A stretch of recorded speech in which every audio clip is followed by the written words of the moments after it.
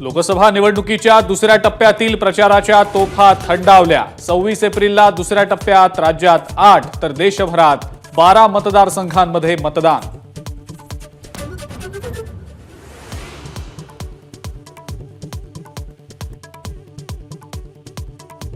राहुल गांधींची शेख चिल्लीची स्वप्न, अमरावतीच्या सभेत अमित शहांकडून टीका। राहुल गांधी सत्तेत येत नाहीत, ट्रिपल तलाक पुन्हा लागू होणार नाही, अमित शहांची गर्जना।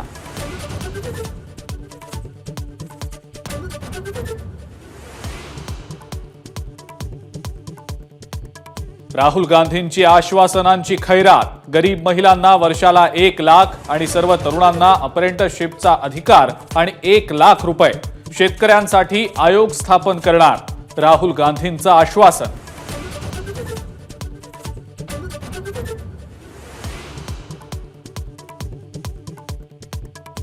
राणांनी मैदान मिळवलं तरी निवडणुकीचं मैदान मात्र आम्हीच मारणार, राणांना पाडल्याशिवाय शांत बसणार नाही, दिनेश बुब यांच्या प्रचार सभेत बच्चू कडू यांचा निर्धार।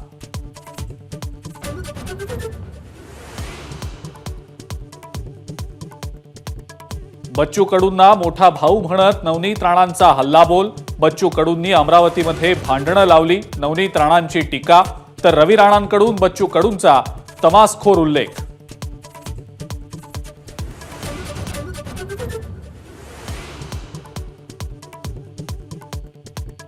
उद्धव ठाकरेंच्या लंडन ते लखनौ पर्यंत सर्व प्रकरणांची फाईल माझ्याकडे आहे, मर्यादा पाळा नाहीतर सगळं समोर आणेन, एबीपी माझाला दिलेल्या मुलाखतीमध्ये मुख्यमंत्री एकनाथ शिंदेंचा इशारा।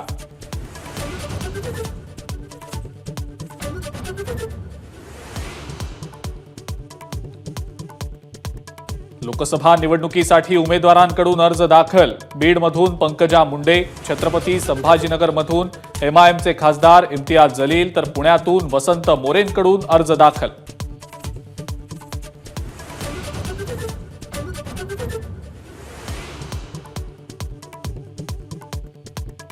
शरद पवारांचा पंतप्रधान नरेंद्र मोदींवर निशाणा, मोदींचा जुना ऑडिओ ऐकवत महागाई आणि बेरोजगारीच्या मुद्द्यावरनं केंद्र सरकारवर हल्लाबोल।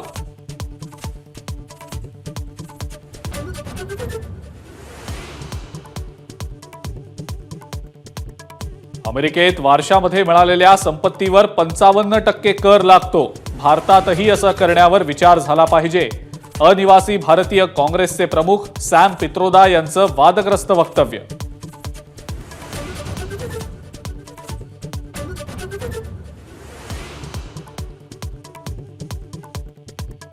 काँग्रेसला जनतेची संपत्ती अल्पसंख्याकांमध्ये वाटायची आहे, सॅम पित्रोदांच्या वक्तव्यावरनं अमित शहांचा जोरदार हल्लाबोल।